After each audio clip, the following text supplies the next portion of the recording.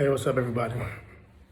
So, I wanted to touch a little bit on the USA 2004 Olympic team.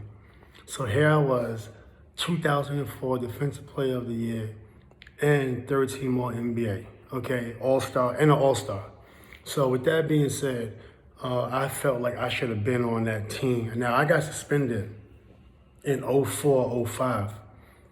Now, prior to that, I really wanted to try out for that team.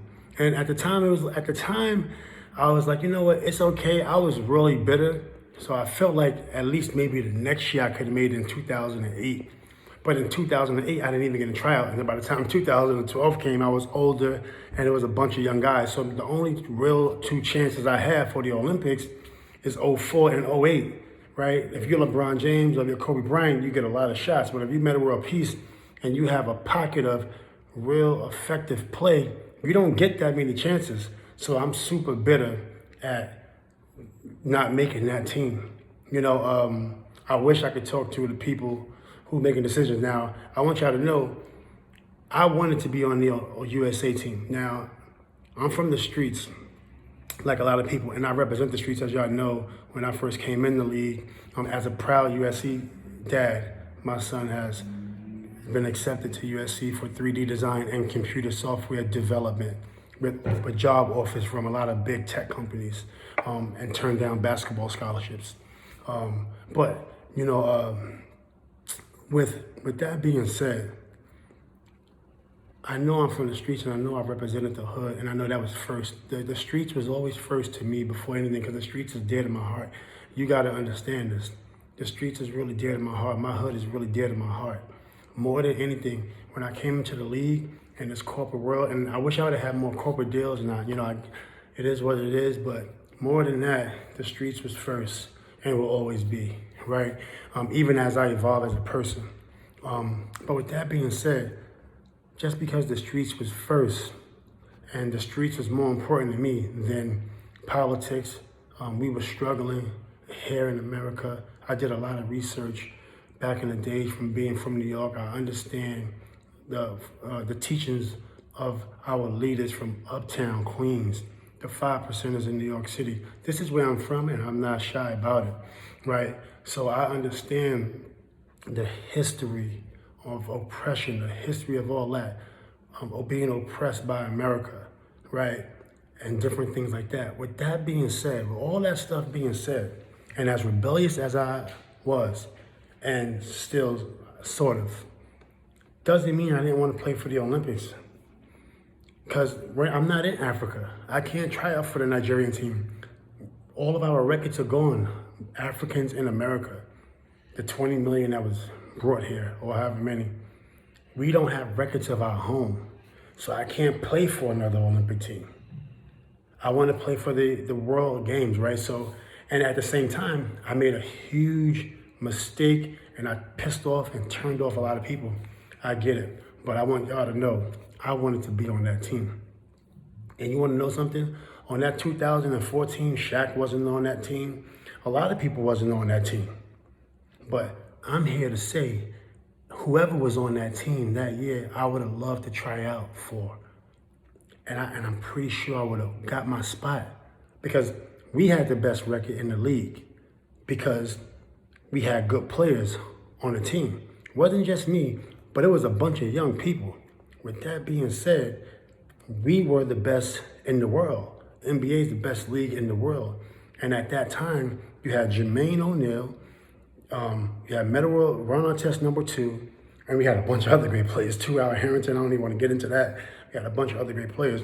But when you talk about the awards that I got, and meanwhile, keep in mind, the year before I got the Defensive Player of the Year, and the sports writers who voted, they can tell you, it wasn't public, but they could tell you, I didn't get it that year because I led the league in flagrant fouls.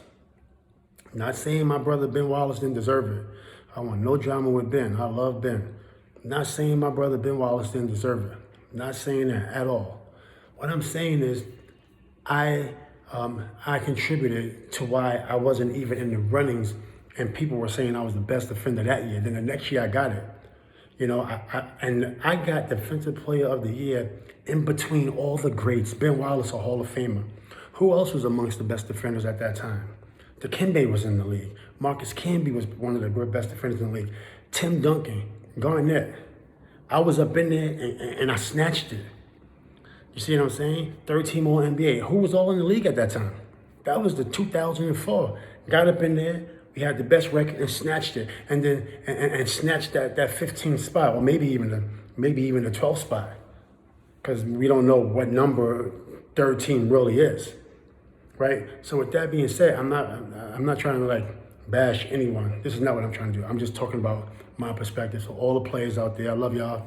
I'm not going at y'all whatsoever. Not going at y'all whatsoever. I'm just talking about. I only had 2 chances. Now, I definitely contributed, and I take ownership. And you know what? It's okay I didn't make it. Like, honestly, it's okay.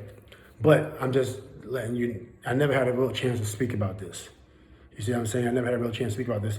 And I am very passionate about this subject. Not as passionate as I was, like, the year after, second year after. I had a lot of bad language. I was cursing out all the top people who was making the picks. When I called up the office to get a tryout, I didn't even get a call back, but I personally made the call and said, can I please try out? Because then you saw they had the first team, then they had the team that was playing against the Olympians. I wanted to be on that team, try out. I was snatching somebody's spot. Let me tell you why I was going to snatch somebody's spot. No disrespect to anybody. If anybody wanted to like have a personal debate, we could do it, and I would love to because that's fun and it takes me back in time, and I love basketball so much. I can't play, but I'm saying I really love basketball so much. That'd be great. But I'm not going at y'all, I promise you. Like, I love everybody, all the players. But what I'm saying is I was taking somebody's spot, and I'm sure they feel the same way.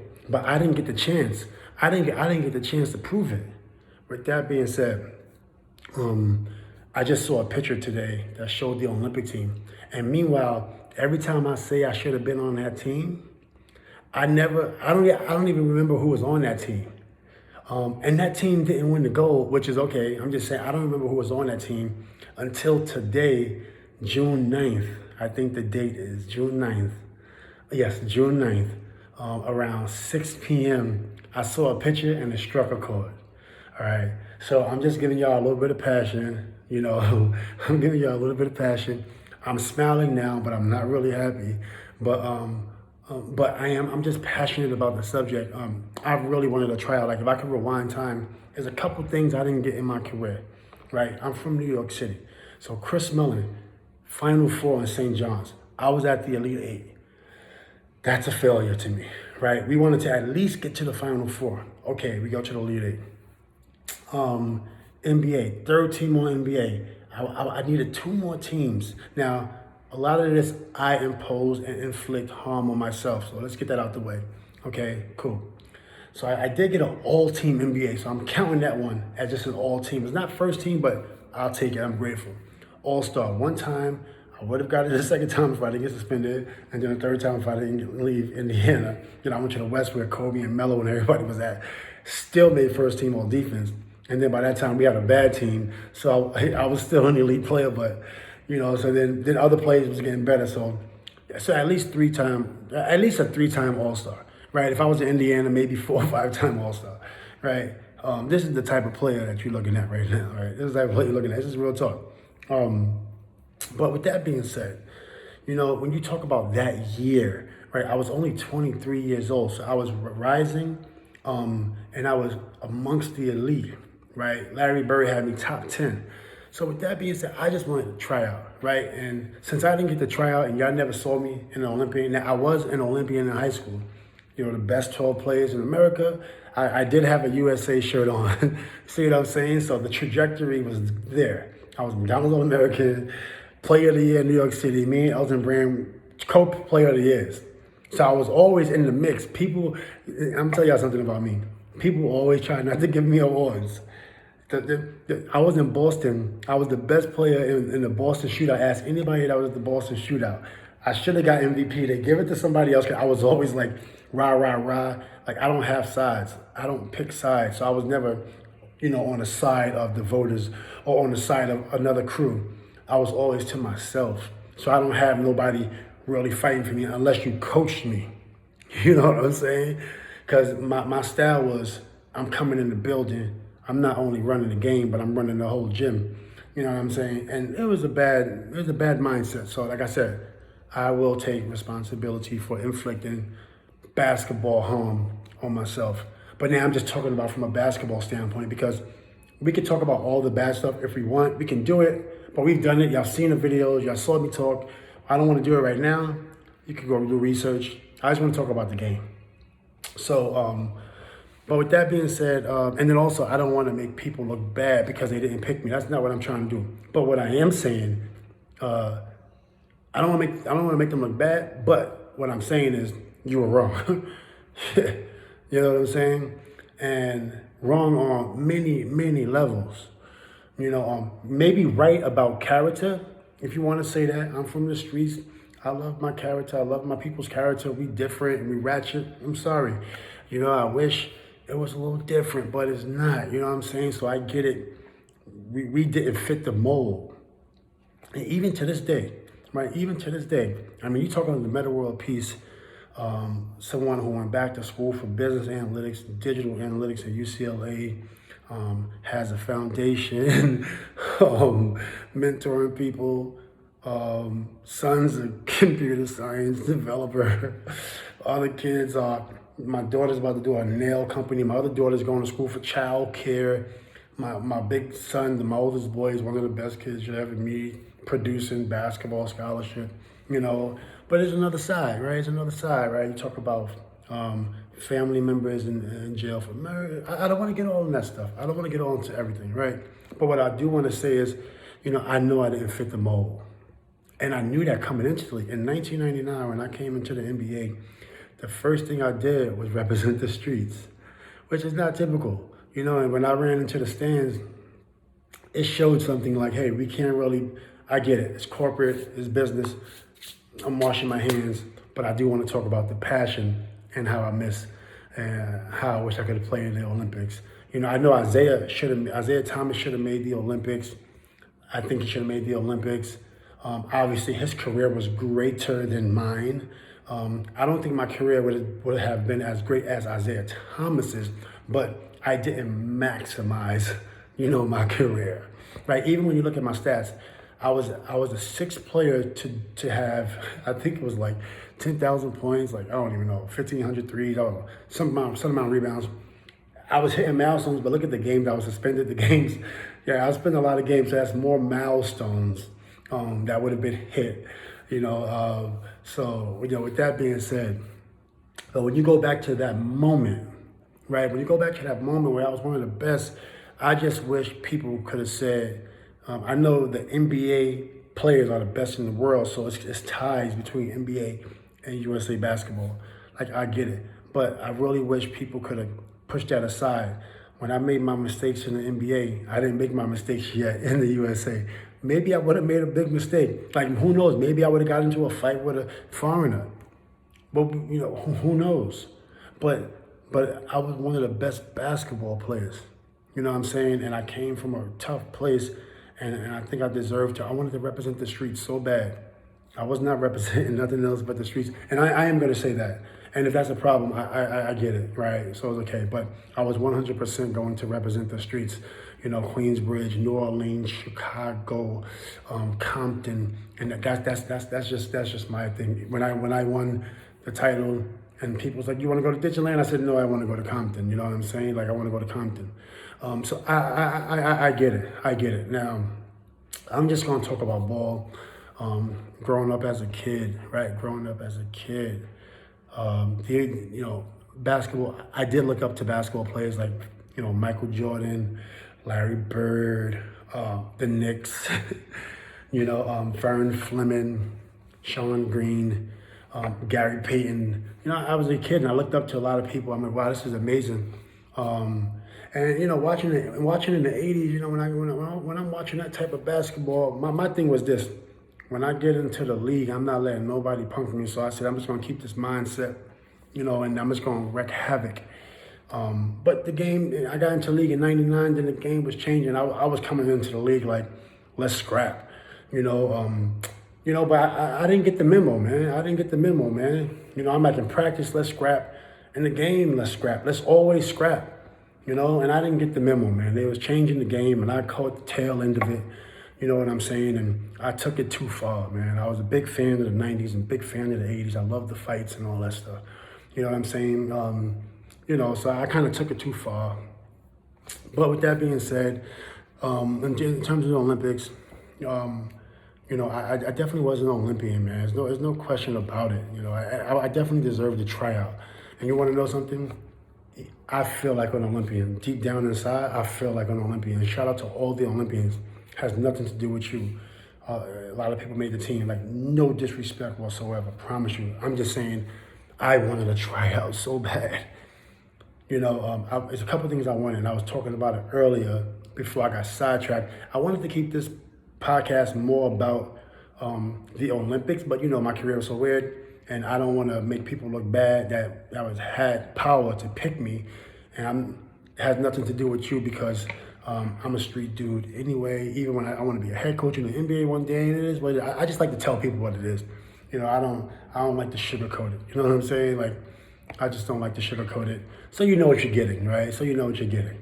But with that being said, I missed the MVP, but I didn't really miss the MVP. And this is no disrespect. This is just being competitive with myself. This is no disrespect to anyone. I promise you, it's not disrespect because I don't even want to come off like that. That's why I don't commentate, because I don't even like to talk bad about players. I'm just talking about my personal career, and just competition for a period of time. My beginning and then my end wasn't as great as I would have wanted to been, and I wasn't playing a lot in certain teams. I could have did better, but I'm not the coach. The year we was the best team in the league. I just wanted an explanation on why Jermaine wasn't being talked about as why he didn't get MVP. Garnett is my guy. Like, when Kobe passed away, I called Garnett first. Like, that's my man. Like, and I love Garnett. He's amazing. Finalist, MVP. That's my guy. Hall of Fame, all that. Right? But I just want to make an argument for Jermaine. And no disrespect to KG. Right? KG can call my phone if you want and chew me out. I love KG. Just keep it so real. But this is what I'm saying. Okay. I was 23. Jermaine was 24. Okay. I was Defensive Player of the Year. Jermaine didn't get nothing. Jermaine was the best player on our team. Okay, Jermaine Oneal was the best player on our team. And he wasn't even on the Olympics. But I don't even know how that's possible, but he was the best player on our team. Okay, so with that being said, 61 wins. The next team had like 57. The reason, no disrespect, the reason I thought that was MVP was because it wasn't like we had Reggie Miller. Reggie was an older vet. Reggie was the third option and sometimes the fourth option. Reggie was the first option, but a third option. You know what I'm saying? Like, he was Reggie Miller. He was still averaging 18. But we were going through Jermaine and then going through me. That was Carlisle's system, not my call. That was Carlisle's call, right? So with that being said, we were young, and even our bench players were young. Jonathan Bender, Al Harrington was 22. Jonathan was 21, 22. Jamal Tinsley was 23. So Jermaine Oneal led that team. Jermaine Oneal led that team. You know what I'm saying? So if you wasn't gonna give, and you know what, KG, I know you're gonna have a rebuttal, so have it. Have it if you want. You're my guy, I swear to you. I'm just making an argument for my Olympics, and I'm just talking about that era. And I just want to talk about my teammates.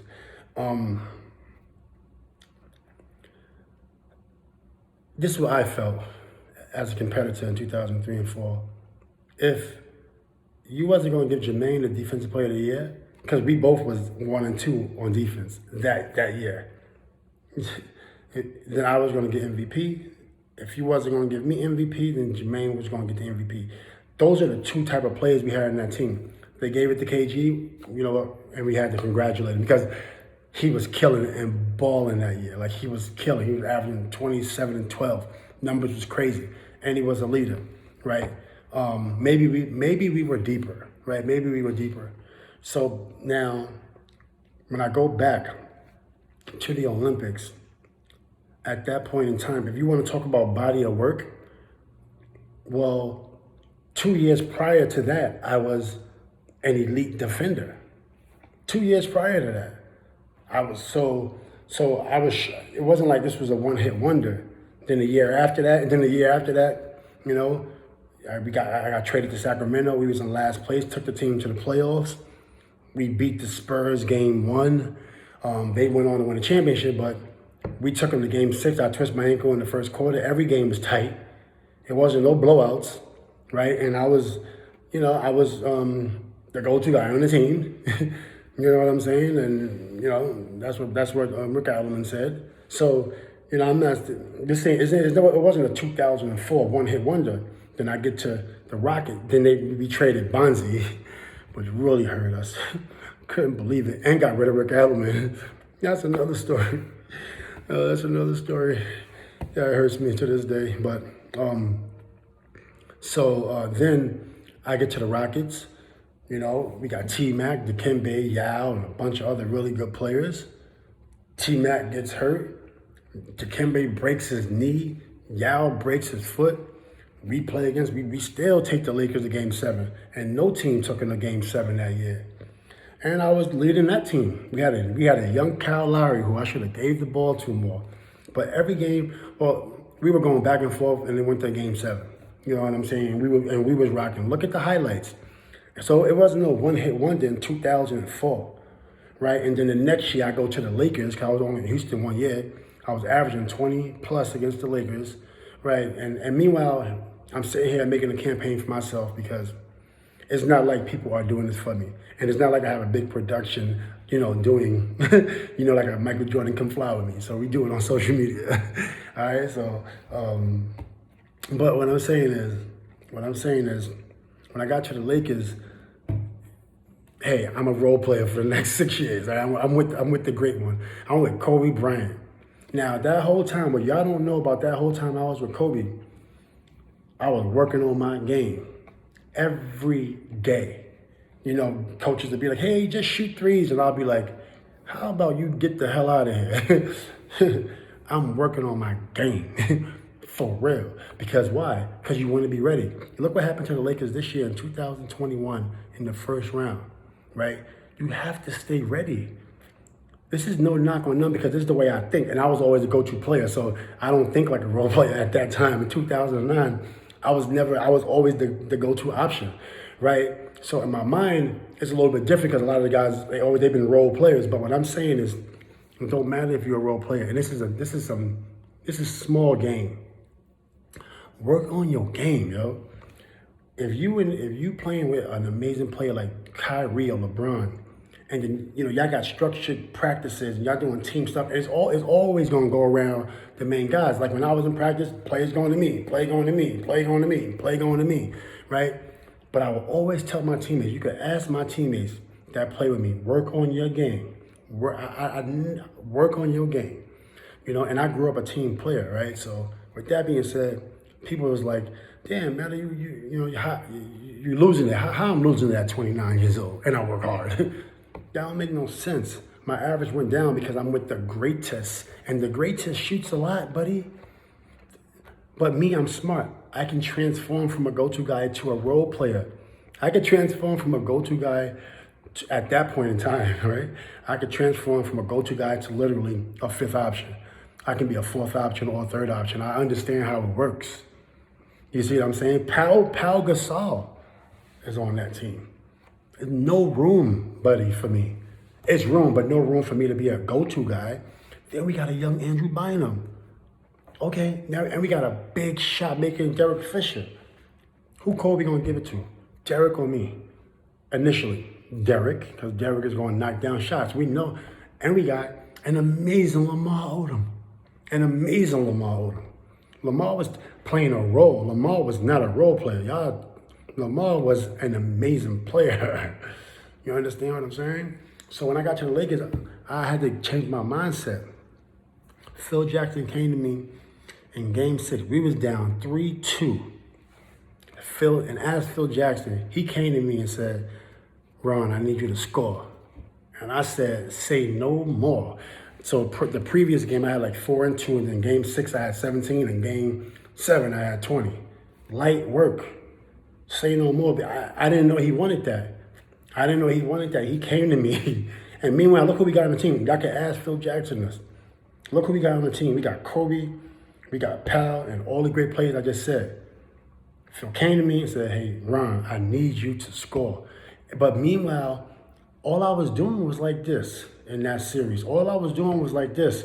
If y'all watch the games, I was ready all the time, ready to shoot. And if I would have got it, I would have shot that.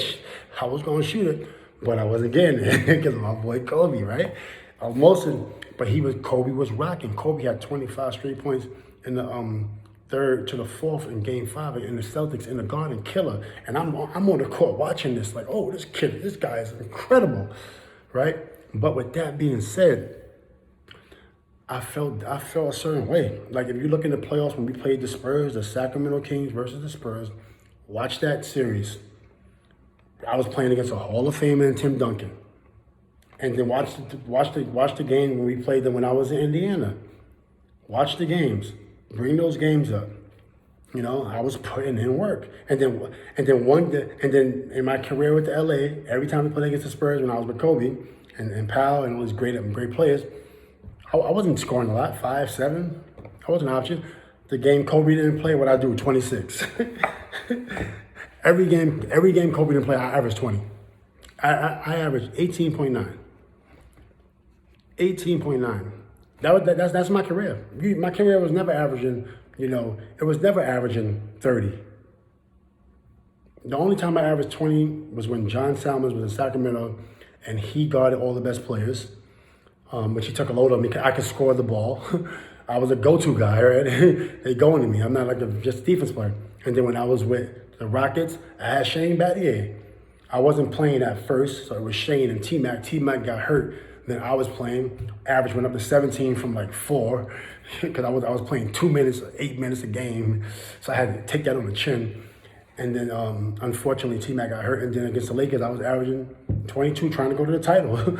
We almost beat them. They beat Dwight and them team 4-1. Dwight's a Hall of Famer, okay? Dwight's a Hall of Famer. And I say all this because now, can you give me a tryout? Honestly, I would love a tryout right now, like literally the next Olympics in 2000 and freaking 2000. This year is 2020, right? So, well, last year 2020, they didn't have it. I would love a tryout. That's the one thing I would take super serious. I'm not gonna lie. But I'm sure I won't make the team because these guys are great. But if you deserve, like I personally feel, and I know we got people in power, all that. This is how I feel about it.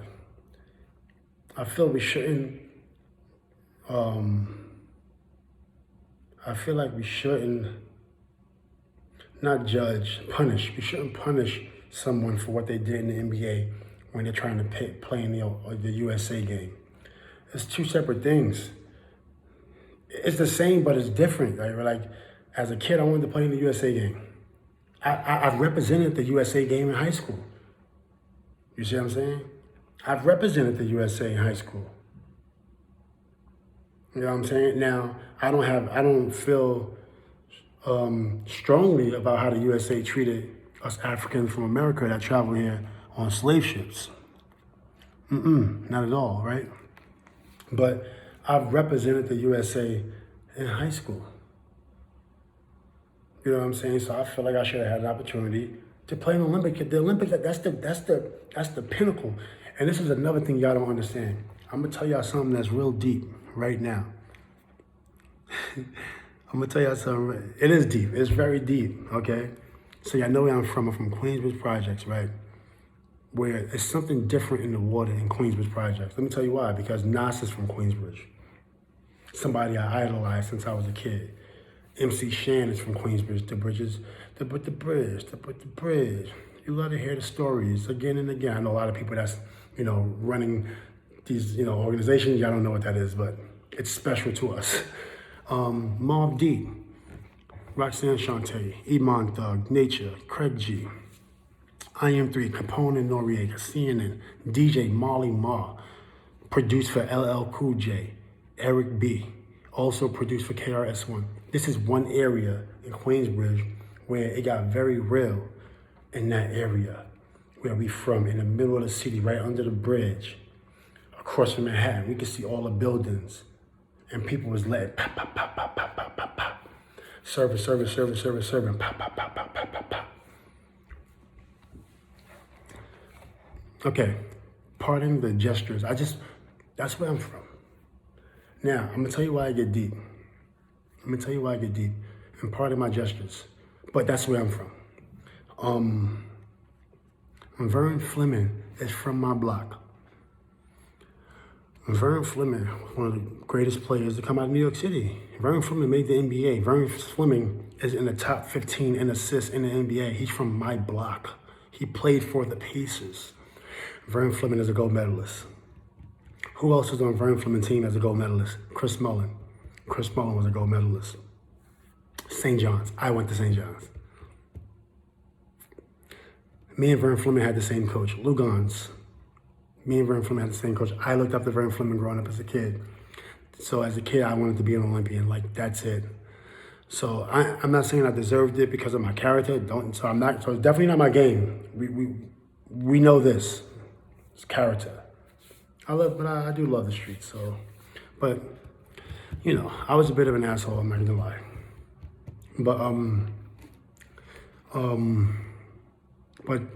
But you see, it's so many different fires that's lit under me. This guy that was inspiring to me. And something else deep, Sean Green. Sean Green played for the Indiana Pacers also. Donnie Walsh knows all three of us. And then we also had Javed Mead, who had a tryout for the Indiana Pacers. We all from Queensbridge. Not just music. You know what I'm saying? It's not just music. So, but I'm just telling, America. And America, real talk. And I know we got issues in America because we was brought here as slaves, and some people just don't like black people. And that's real talk. And back in 99, it wasn't 2021, a little bit different now. In 99, people don't like black people. And in the 1980s, it was worse. I was born in 79. And I was born on a crack epidemic where we don't know how these activities that was killing our communities got into our communities. Some people don't like to hear that, but it is what it is. That's just the facts. You know what I'm saying? So I understand what was going on. You gotta go, all this social injustice stuff that's happening now was happening back then. I was super fed up with what was happening in the country. And I was always streets first, not corporate first. And I love the streets so much. But with that being said, I wanted to be an Olympian. You know what I'm saying? I wanted to be an Olympian, and that picture just struck a chord. I'm doing a 33-minute video right now. As a proud dad, but I want to say shout out to all the players. I'm so happy y'all was Olympians because I know y'all loved it. I'm sure you still have your jerseys hanging up. I'm pretty sure. You know what I'm saying? And it's an honor. You know what I'm saying? So, and then anybody else out there, if your career is on the path that my career was on, like, you know what, yo, don't, it ain't worth it, yo. It's not worth not having an Olympic gold. It ain't worth not having an Olympic medal. It ain't worth missing another Defensive Player of the Year. That's 2, possibly. It ain't worth missing another AllStar, 2, possibly. Another All-NBA team, another All-Defensive team. Because we love basketball so much, and the NBA is like at the pinnacle, right? So if that's what you're working for, yo, and if you're that talented, get it. You know what I'm saying? Because here I am right now in 2021 at 41 years old, talking about, I wish I would have been an Olympian. And in 2004, I was like sticking my middle fingers up in the Pacers arena. Right? And look, see how it comes to bite you in the ass in 2021. You know what I'm saying? With that being said, I'm not going to justify that I should have been an Olympian. And you want to know something also? I wanted to try out. How Steven Jackson said, and Matt Barnes, all the smoke, you for sure know I wanted it. Y'all know me, for sure. And every player that didn't play in the Olympics that year, if they wanted to play in the 2000, only if you wanted to play in the 2004 Olympics, put your name in the hat. If you didn't want to play because you played a lot and you're tired, then all right, keep your name out the hat. But if you wanted to play, put your name in the hat. You know, in our magical hat. Just throw it in. And I wanted to compete against anybody in that hat. And especially when you look on that team, you know, how many people was all NBA teams on that team, right? How many people was all NBA on that team? Now let's take people that wasn't there, that was all NBA, that probably didn't want to go. Let's put them in the hat. Put them in the hat. And all I'm saying is I wanted the chance to compete. I don't care who was there. That's how I felt at that time. I'm just giving y'all a piece of me of how I felt at that time. You know, and this is an older, less relevant, you know, but that, you know, that picture definitely struck a chord. And you know what? Don't make those mistakes. Like, if you don't kiss ass. I ain't saying do that. I'm just saying, just don't take it that far, especially if you have the opportunity, you know, to take it to the next level. Like, take your career to the next level. I promise you, basketball is so much fun. Like, I promise you, everything you're feeling, if you're a player like me, and there have been multiple people like us, different skill levels, but same mindset. You know what I'm saying? Mad Max, Dennis Rodman. The list goes on and on and on and on. There's people like us. You know, it's a group of emotional basketball players that's like us, the emotional, I don't care, risk it all basketball players. You know what I'm saying? And if you're that type of person, because history does repeat itself, you know, shit, if you can be an Olympian, be an Olympian. Real talk. All right, shout out to y'all. Shout out to everybody out there. Shout out to even people that made those decisions. You know, the whole little powerful clique of people that has power. You know what? It is what it is. That's a great picture. I'm keeping that picture up on my page for a while, but you know what? I'm actually really proud of that picture. I'm probably gonna get that picture framed because that picture, you know, that picture is a special picture, man. Like, Richard Jefferson's there. It's a special picture. Like, and every day, you know what? And I looked at that picture, I actually felt proud. You know what I'm saying? Like, it feels really good versus like, yeah, I'm a little upset I didn't make the team, but when you look at that picture and you know you could have played on that team, that's a real loving feeling. You know, because people play in the league and they make the league, and now people making so much money where it feels like everyone's elite players, but it's just because how much money that they're making. But not everybody's like the elite of the elite, right? And when you have the opportunity, because in the NBA, sometimes you have one opportunity to be elite, and where you are the best. And some people like LeBron or Tim Duncan, these guys are the best for years, but some people have the opportunity to be the best for a short period of time. And in that moment, like, they're the best. Like Jamar Crawford, at one point in time, like, this guy was elite. He was always amazing, but it was periods of time where he was the best. You know, if you get player of the week, you were the best that week. If you get player of the month, even if you got player of the month and never made an AllStar game, you were the best at that time. That's special, yo. That's special. You know what I'm saying? So take advantage of it. And shout out to the 2004 and 2008 Olympic team, the 2004 and 2008 Olympic teams.